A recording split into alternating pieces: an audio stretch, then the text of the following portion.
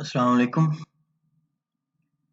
जी। आज हम कैथरीन बेल्सी की बुक क्रिटिकल प्रैक्टिस को स्टार्ट करेंगे। ये बुक बेल्सी ने 1980 में लिखी है और इसमें वो ट्रेडिशनल क्रिटिसिज्म और मॉडर्न क्रिटिसिज्म में फ़र्क बताने की कोशिश करती हैं और जो मेरिट्स और डीमेरिट्स हैं उनको डिस्कस करती है। ट्रेडिशनल क्रिटिसिज्म की लिमिटेशंस डिस्कस करती है और मॉडर्न क्रिटिसिज्म के भी जो कुछ फ्लॉज हैं उनको सामने लाने की कोशिश की है। तो इस बुक को समझने के लिए पहले ये समझना ज़रूरी है क्रिटिसिज्म है क्या, इसका पर्पस क्या है, ट्रेडिशनल और मॉडर्न क्रिटिसिज्म में फ़र्क क्या है।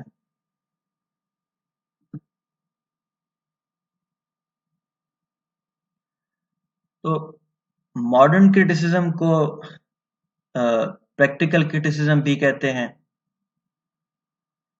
मॉडर्न क्रिटिकल थ्योरी भी कहते हैं। इसका पर्पस बेसिकली है सर्च फॉर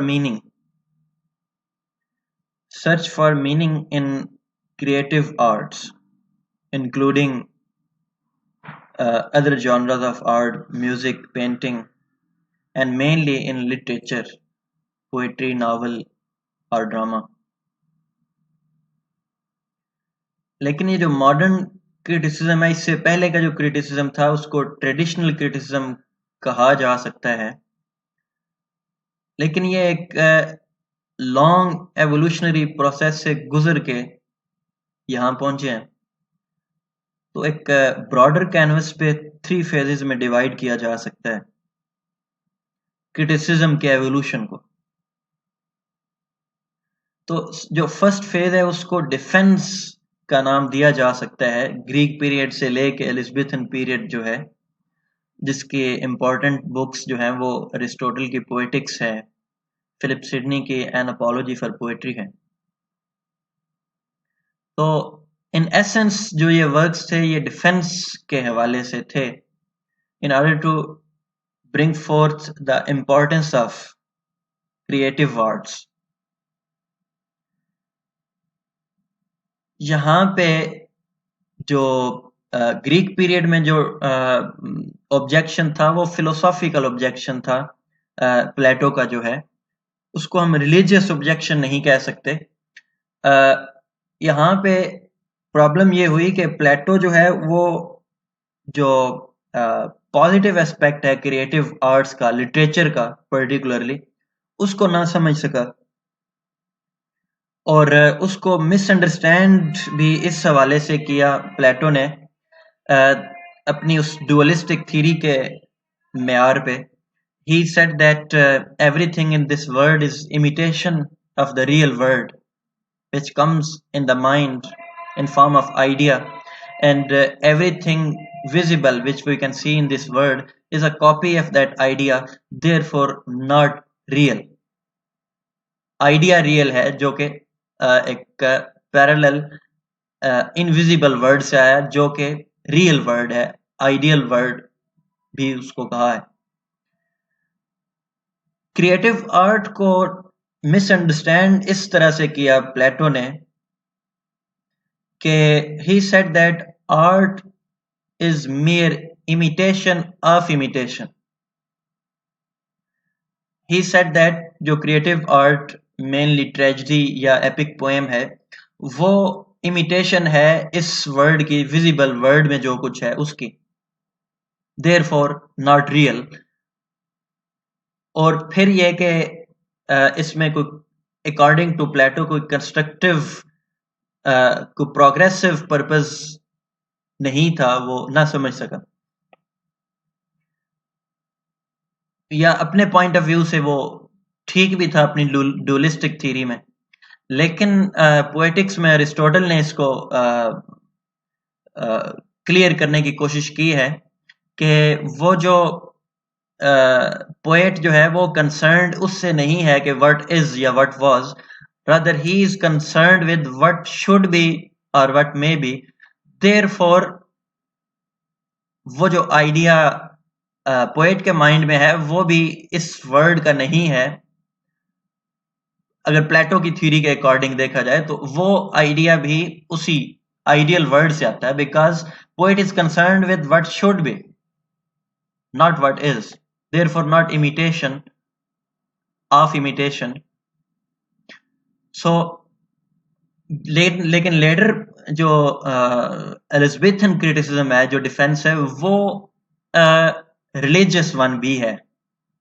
रिलीजियस वन इस हवाले से कि उसमें स्टेफन गॉसन ने एक प्लेटो को इस सिर्फ अपने पॉइंट ऑफ व्यू को सामने लाने के लिए प्लेटो का सहारा लिया है, लेकिन उसका ओरिजिन जो है वो रिलीजन में इस तरह से है, because they advocated the purity of religion, और जो क्रिएटिव आर्ट्स हैं ये रिलीजियस अथॉरिटी के लिए एक थ्रेट था।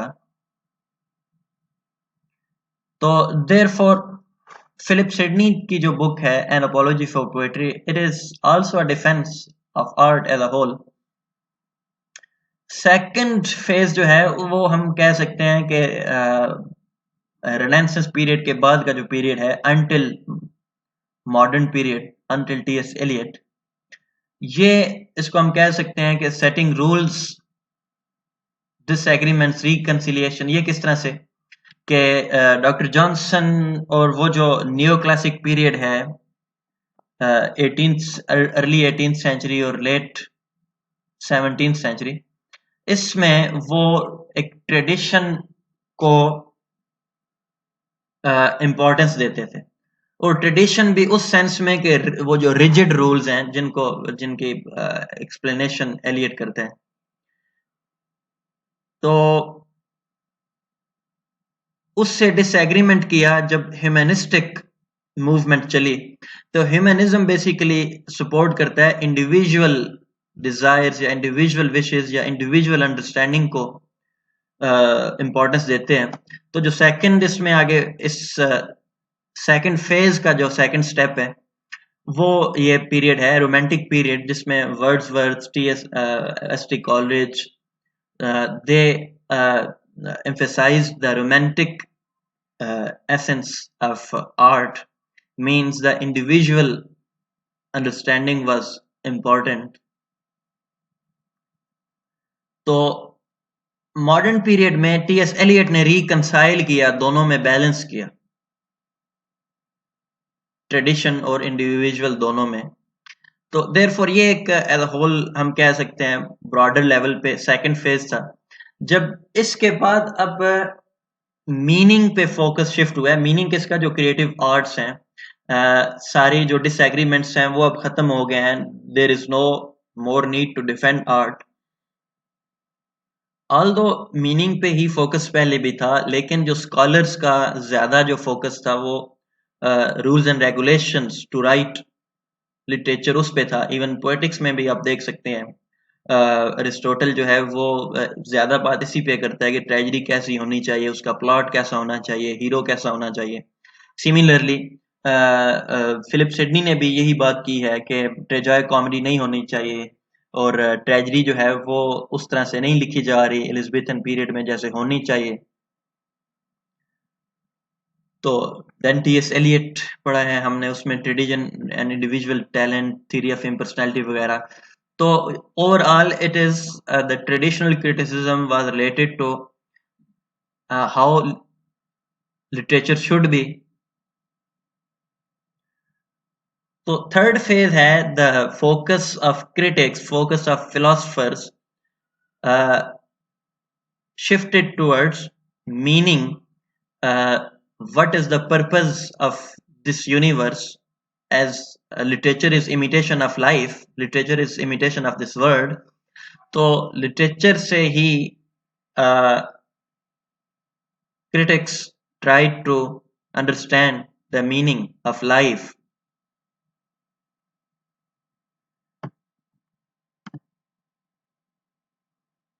बेसिकली ये जो स्टडी ऑफ मीनिंग है या इंटरप्रिटेशनल स्टडी है, ये पहले भी मौजूद थी। एक फील्ड ऑफ स्टडी है जिसको हर्मेनियोटिक्स कहा जाता था, लेकिन उसका ओरिजिन थियोलॉजी में है। Theology means religion, religious oriented था। तो उसमें फिर क्या किया जाता था, इंटरप्रिटेशन भी जो डिवाइन स्क्रिप्चर्स थे, बाइबल हो गया या जो अदर रिलीजन्स के डिवाइन स्क्रिप्चर्स हैं, उनको इंटरप्रेट करने की कोशिश करते थे जो रिलीजियस स्कॉलर्स थे, उनके प्रीस्ट्स या तो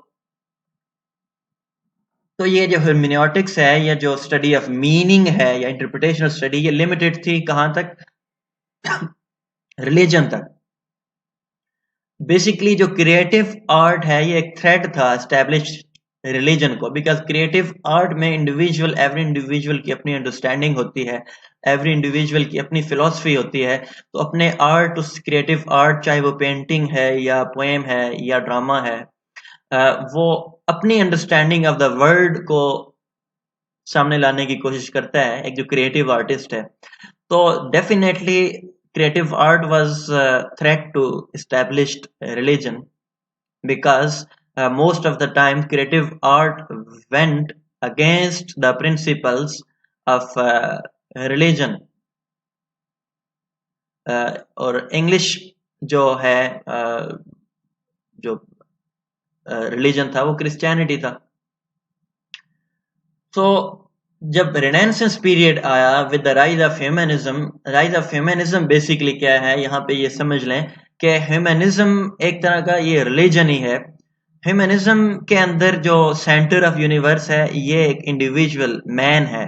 on the other hand religion के अंदर या जो ट्रेडिशनल रिलीजन्स हैं, क्रिश्चियनिटी, इस्लाम, उसमें सेंटर ऑफ यूनिवर्स वो गॉड है। लेकिन ह्यूमनिस्टिक मूवमेंट, ह्यूमनिस्टिक स्पिरिट जो है वो सेंटर ऑफ यूनिवर्स मैन को करार दे देती है कि जो एक पर्टिकुलर इंडिविजुअल के इमोशंस हैं, जो उसकी अंडरस्टैंडिंग है, वही इम्पोर्टेंट है।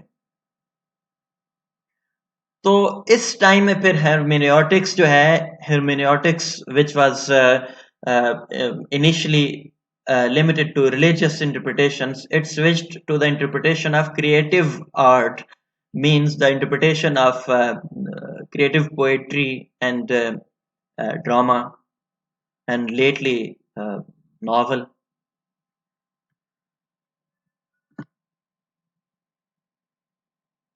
तो जैसा कि हमने 3 फेजेस डिस्कस किए हैं, तो सर्च फॉर मीनिंग जो है ये ज़्यादा इसका ट्रेंड बढ़ गया मॉडर्न पीरियड में, 20th सेंचुरी में।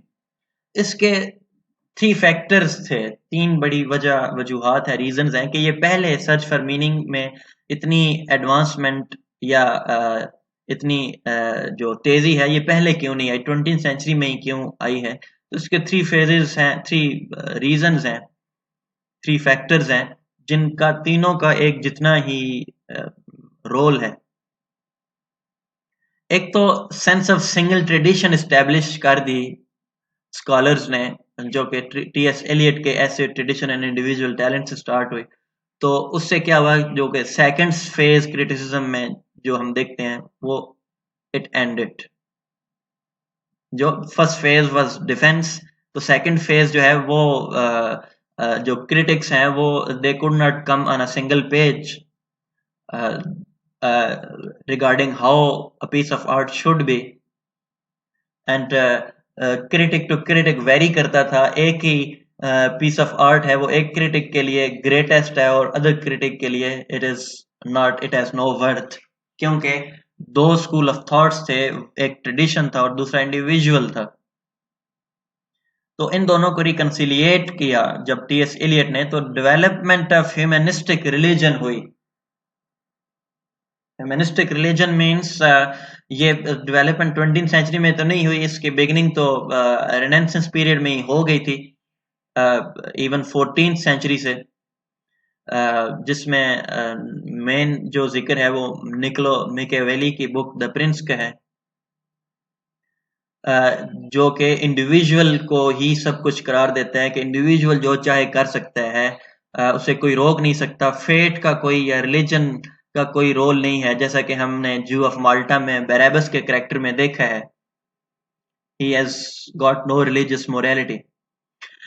तो ये जो ह्यूमनिस्टिक रिलीजन है ये डेवलप हुआ फिलोसफर डिफरेंट पीरियड के 17th और 18th और 19th सेंचुरी में इसको with the passage of time develop इस तरह से हुआ कि जॉन लॉक एक इंग्लिश फिलोसफर है, उसने इस बुक लिखी जिसमें उसने डेमोक्रेसी और इंडिविजुअल जो लिबर्टी है उस पर फोकस किया। फिर उसमें उसके बाद J.S. मिल है, जॉन स्टुअर्ट मिल, उसका ऐसे है ऑन लिबर्टी। उसमें वो कहता है कि जो इंडिविजुअल की जो अपनी लिबर्टी है वो बहुत इम्पोर्टेंट है उस वक्त तक जब तक वो किसी दूसरे की लिबर्टी को ठेस नहीं पहुंचाता, ना ही इमोशनली दूसरे को हर्ट करेगा और ना ही फिजिकली। उस वक्त उस लेवल तक इंडिविजुअल लिबर्टी होनी चाहिए, और इसी के नतीजे में डेमोक्रेसी जो है वो वजूद में आई, ज्यादा जब आम हुई। फिर लेटर फिलोसफर्स हैं जिनमें मेन बड़ा नाम जो 20th सेंचुरी के हैं उसमें बर्ट्रैंड रसल का है। He further developed this democratic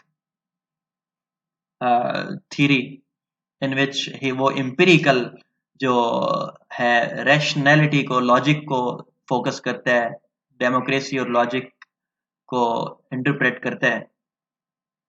बहरहाल तो सेकंड यहाँ पे जो काज थी वो डेवलपमेंट ऑफ ह्यूमनिस्टिक रिलीजन है। थर्ड फिर क्या है, वो वर्ल्ड वार्स थी।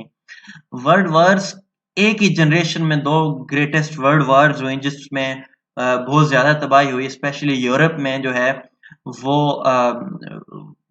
50% ऑफ पॉपुलेशन जो है वो किसी ना किसी हवाले से वो उनको नुकसान हुआ, लोग मारे गए, ब्लड शेड हुआ।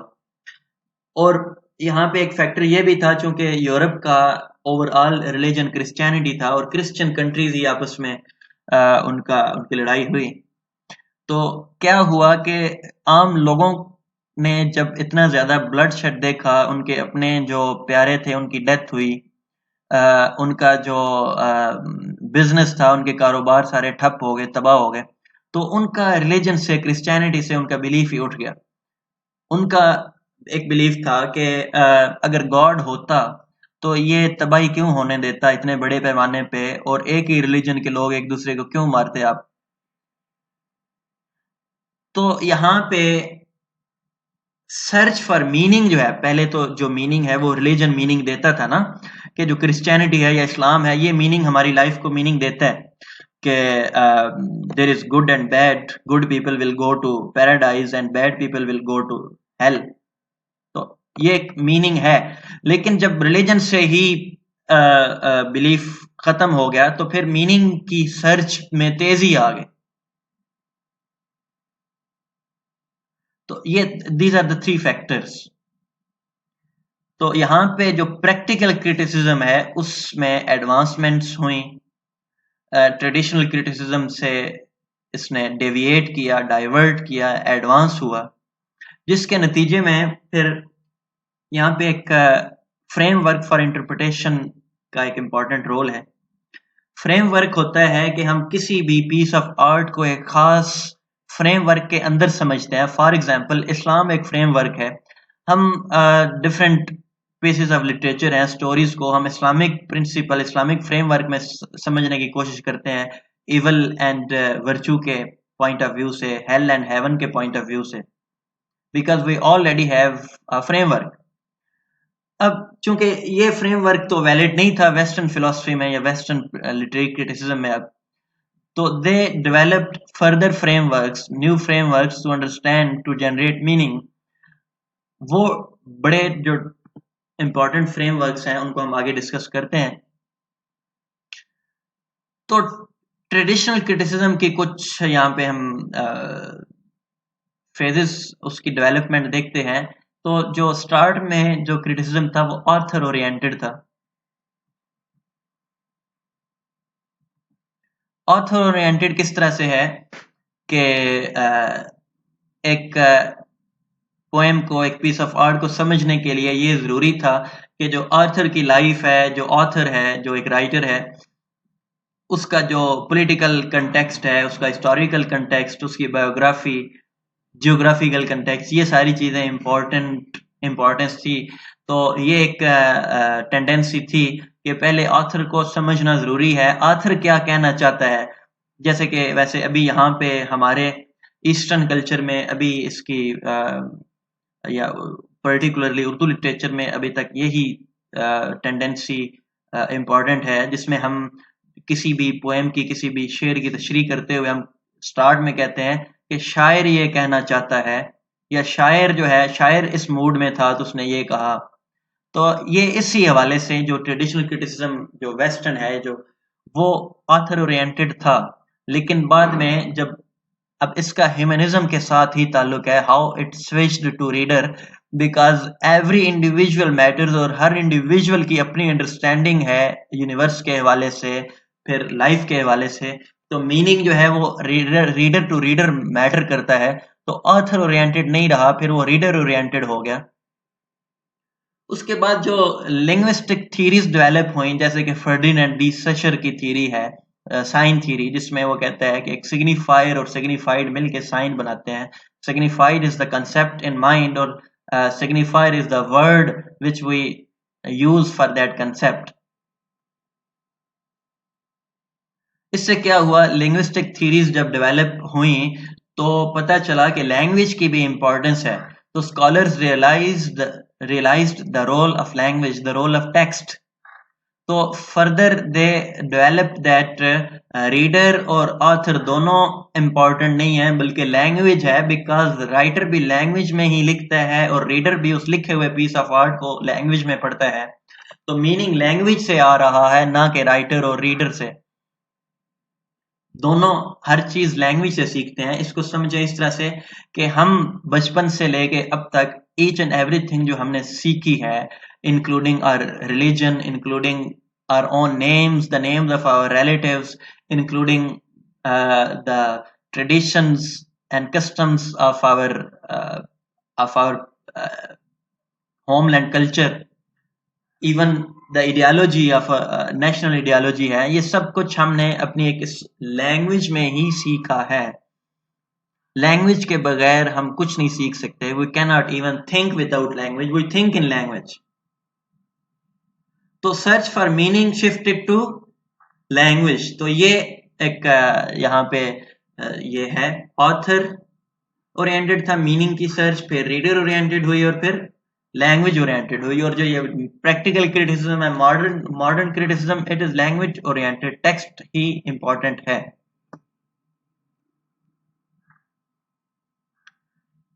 तो इंपॉर्टेंस ऑफ लैंग्वेज क्या है? We understand everything through language, we think in language. Even हमारी जो अपनी एग्जिस्टेंस है वो हमें लैंग्वेज के थ्रू मिली, हमारे नाम लैंग्वेज में है। इवन सेल्स जो है, I, we, you, we understand these phenomena through language. Without language हमारी existence ही नहीं है। So we cannot understand anything beyond language. So जो modern critics है उनका belief है, if there is any possibility to comprehend the purpose of our existence and the meaning of life, in other words the meaning of universe, the meaning of our existence, ये possible language की through ही है, text के through ही है। Therefore neither writer nor reader is important but the text for the meaning, क्योंकि focus meaning है यहां पे।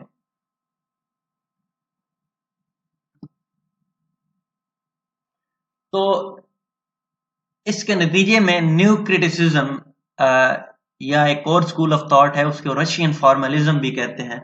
वो उसकी रूट्स रशिया में है और न्यू क्रिटिसिज्म की रूट्स वेस्टर्न वर्ल्ड में है, मोस्ट इंपॉर्टेंटली अमेरिका में, यूएसए में, जो यूएसए के स्कॉलर्स हैं। तो चूंकि art is imitation of life, art is imitation of life, और art is represented in text, language में। इवन वो जो पेंटिंग है, पेंटिंग भी एक टेक्स्ट है, म्यूजिक भी एक टेक्स्ट है। तो therefore art has two elements. कोई भी पीस ऑफ आर्ट है, एक उसकी फॉर्म है और एक उसका कंटेंट है। फॉर्म मतलब जिस लैंग्वेज में वो लिखी गई, फिर जो टेक्निक्स इस्तेमाल हुई उसको लिखने के लिए, पोएट्री में जैसे कि राइम स्कीम की इंपॉर्टेंस है। बहरहाल तो as a whole form language है एक उसका, दूसरा उसमें कंटेंट है जिसको हम थीम कहते हैं, जो उसका मैसेज होता है। तो न्यू क्रिटिक्स ने ये रियलाइज किया कि कंटेंट तक हम पहुंचते हैं फॉर्म के थ्रू, मतलब पहले टेक्स्ट को पढ़ते हैं ना हम, we study, we read a piece of text, then we understand, we reach the content of that particular form, that particular text. So new criticism educates to focus form only and not context. मतलब क्या कि context जो है दोनों point of view से, वो जो reader oriented और राइटर ओरिएंटेड था, कि राइटर की बायोग्राफी, उसका हिस्टोरिकल कंटेक्स्ट, उसका पॉलिटिकल कंटेक्स्ट देखने की जरूरत नहीं है, सिर्फ उस फॉर्म पे फोकस करें। और ना ही रीडर जो है, रीडर को पढ़ते हुए अपनी जो उसकी अंडरस्टैंडिंग है, और क्योंकि रीडर की अंडरस्टैंडिंग उसके लिमिटेड है, उसकी अपनी आइडियोलॉजी के अंदर, उस पर्टिकुलर फ्रेमवर्क के अंदर, तो कंटेक्स्ट दोनों पॉइंट ऑफ व्यू से इंपॉर्टेंट नहीं है, बल्कि फॉर्म की इंपॉर्टेंस है, फॉर्म पे फोकस किया जाए in order to reach the true meaning. तो ये जैसे कि न्यू क्रिटिसिज्म एक फ्रेमवर्क है एक तरह का, उसी तरह और फ्रेमवर्क्स, जैसे पहले मैंने जिक्र किया था कि मीनिंग तक पहुंचने के डिफरेंट फ्रेमवर्क्स डेवलप हुए मॉडर्न क्रिटिकल थ्योरी में। जो मॉडर्न अब प्रैक्टिकल क्रिटिसिज्म कह सकते हैं उसको, वो एक स्ट्रक्चरलिज्म है, पोस्ट स्ट्रक्चरलिज्म है, डीकंस्ट्रक्शन है, फेमिनिज्म है, मार्क्सिज्म है। इन सब का अपना अपना स्कूल ऑफ थॉट है। स्ट्रक्चरलिज्म और पोस्ट स्ट्रक्चरलिज्म और deconstruction, these three are oriented in language. Feminism talks about the right of women. Even feminism भी ओरिएंटेड स्ट्रक्चरलिज्म में ही है, लैंग्वेज में ही है। इसी तरह मार्क्सिज्म है। Marxism talks about the dishonest division of wealth among the people of the world. There is a small oligarchy जो कि जिनके पास सारे वसाइल हैं दुनिया के, वो यूज कर रहे हैं। बाकी जो वर्कर्स ऑफ द वर्ल्ड हैं, 99% of people of the world are workers, proletariat class, and 1% जो लोग हैं उन वो ओन करते हैं सारे रिसोर्सेज को। तो इसके खिलाफ जो आवाज उठाती है वो मार्क्सिस्ट क्रिटिसिज्म उठाते हैं। ये एक फ्रेमवर्क है, क्योंकि ये समझते हैं कि दुनिया की सारी मिजरीज की वजह गुर्बत है, पोवर्टी है। अगर पोवर्टी खत्म कर दी जाए तो मिजरीज, सफरिंग्स खत्म हो जाए। ये भी एक फ्रेमवर्क है टूवर्ड्स द मीनिंग। तो कैथरीन बेल्सी की ये जो बुक है क्रिटिकल प्रैक्टिस, इसमें वो क्या करती है, जो 1980 में पब्लिश हुई, ये डिस्कस करती है इन सारे फ्रेमवर्क्स को जिसका पीछे हमने जिक्र किया है। मीनिंग जनरेट कैसे होता है, सारे ये जो पीछे जिन फ्रेमवर्क्स का मैंने जिक्र किया है, इनको वन बाय वन डिस्कस किया है कैथरीन बेल्सी ने। इनके मेरिट्स और डीमेरिट्स को डिस्कस किया है। ये जो डिफरेंट अप्रोचेज हैं, राइटर ओरिएंटेड जो है, इसे एक्सप्रेसिव रियलिज्म का नाम भी दिया जाता है। रीडर ओरिएंटेड अंडरस्टैंडिंग या इंटरप्रिटेशन जो है, every individual has his own understanding, therefore every individual has different meaning. तो फिर जो टेक्स्ट ओरिएंटेड इंटरप्रिटेशन है, language is important, it mediates मतलब ये दरमियान में ये मीडियम है। राइटर भी लैंग्वेज में ही लिखता है और रीडर भी लैंग्वेज को ही पढ़ता है। Therefore, as a whole, Belsey discusses the merits and demerits of all approaches, और at the end वो एक अपनी कुछ अपने उसके पर्सनल व्यूज हैं, पर्सनल थीरीज हैं, उनको सामने लाती है। मतलब फर्दर वो बेसिकली इस बुक में वो ये बताने की कोशिश करती है, एक नए अप्रोचेस को डिस्कस करती है कि कैसे, किस तरह से क्रिटिसिज्म होना चाहिए और कैसे नहीं होना चाहिए। So this was a pre-introduction to Catherine Belsey. So we will start Catherine Belsey's proper introduction in the next lecture. Thank you.